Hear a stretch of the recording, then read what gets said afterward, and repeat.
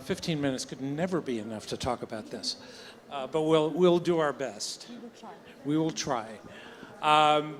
So really what we wanted to do in this conversation is examine the role of the agent, where they fit into this whole licensing world, what they should be doing, what the best ones do, and as always, we'd love to have some questions along the way, although we ask you that you keep them very, very short because we do only have 15 minutes.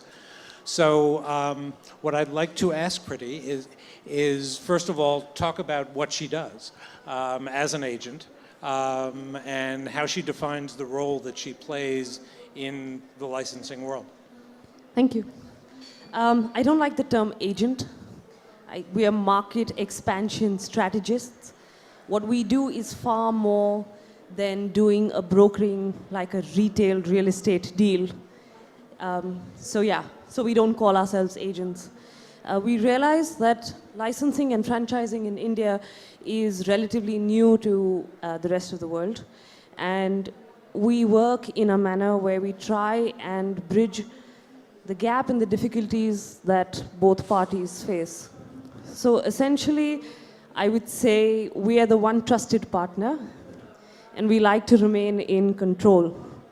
What do I mean by control?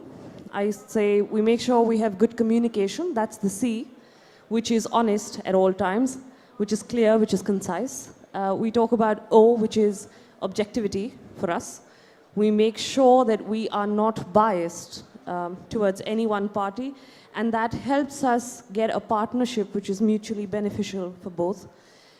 N is for saying never give up and never stop studying. You must research what you're doing so that for both the parties, we're able to provide the best possible transaction, technology support, and anything else that is required. So that's C-O-N. T is for trust. It's imperative to build that relationship, not only between the licensor and the licensee, but also between the licensor and us, and the licensee and us, because our job, as I will say next, is, we don't stop at the fee. So it's over and above the fee. We are here to act as brand guardians beyond saying that, okay, the transaction is done, the agreement is signed, I've got my fees and I get to walk out of it. And L is to forever learn, because we learn from every interaction that we have. We must learn about what the brand's requirements are, as well as what the aspirations of the franchisee or the licensing are. Because if we are not able to provide a synergy between those two, I don't think we've done our job. So that's what we do.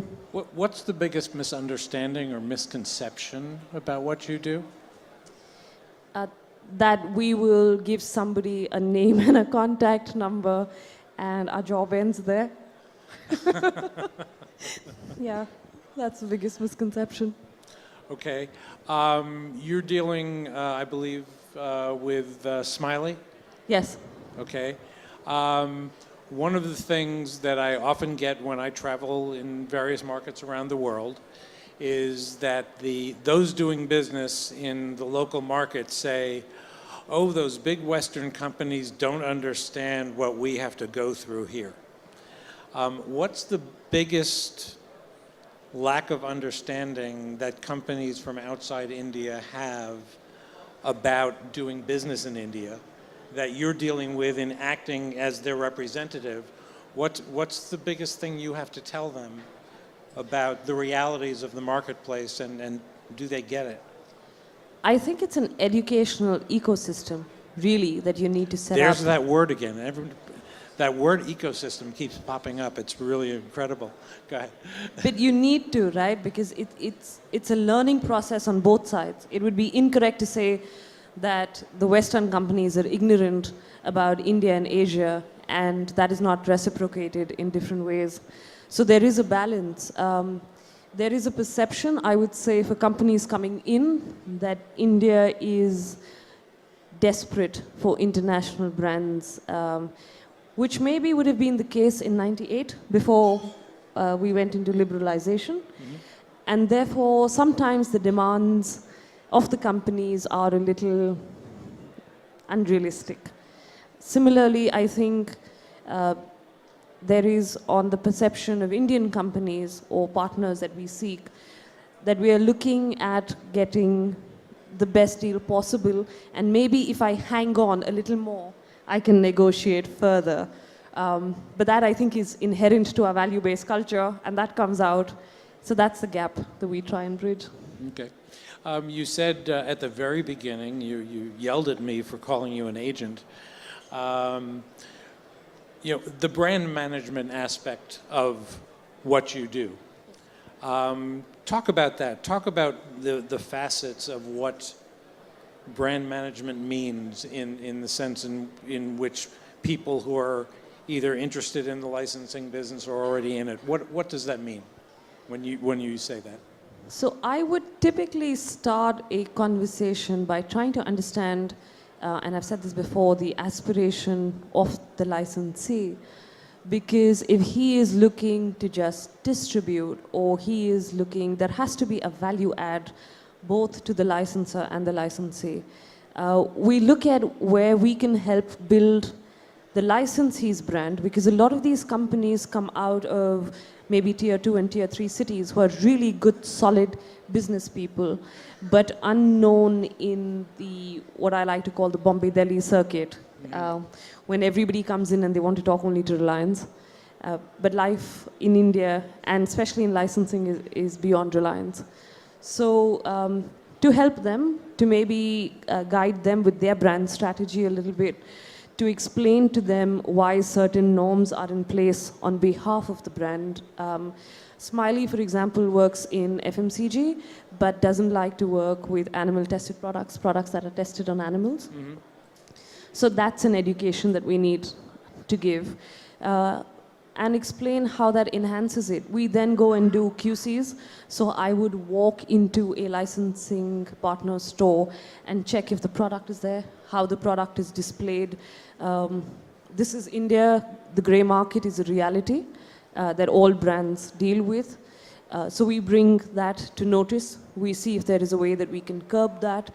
And it's ongoing. Some of the earliest licenses that we've signed are 4 or 5 years ago, and we're still maintaining, acting as, I would say, brand guardians on that. How do you go about detecting gray and counterfeit goods? It's really simple, actually. You walk to Palika Bazaar, or you walk to Linking Road. Oh, it's got to be tougher. It's got to be more difficult than that. No, it's not. As much as I would like to glorify the hard work, but yeah, where the grey market is concerned, it's not that difficult. Do you ever find grey in organized retail? Unfortunately, yes. But that's where that conversation ends. I'm not taking names, etc. No, I wasn't going to ask you for names. But seriously, when you do find it in organized retail, how do you handle that? I assume it's a somewhat different situation than it is in unorganized retail. Or no? It is. You walk into that. So we're basically really well connected with the community in any case. So you walk into that conversation working on your relationships. Mm-hmm. And appeal to that emotional connect first and say, come on, my friend, can we not do this? You're harming me. And then you take it from there. But mm-hmm. Yeah. No, I ask because I recall, and this wasn't gray, this was actually counterfeit goods. But a few years ago, I walked into a retailer in India who shall remain nameless, of a large corporate parent.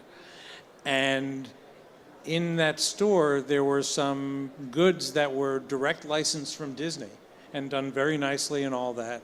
And right around the corner, there were some party hats that had characters from about 4 or 5 different licensors on it, and for selling 10 for $1, whatever it was. And I'm saying, okay, there's no way that they got all those licenses and all that. So it was the same major retailer carrying both counterfeit and very legitimately licensed goods.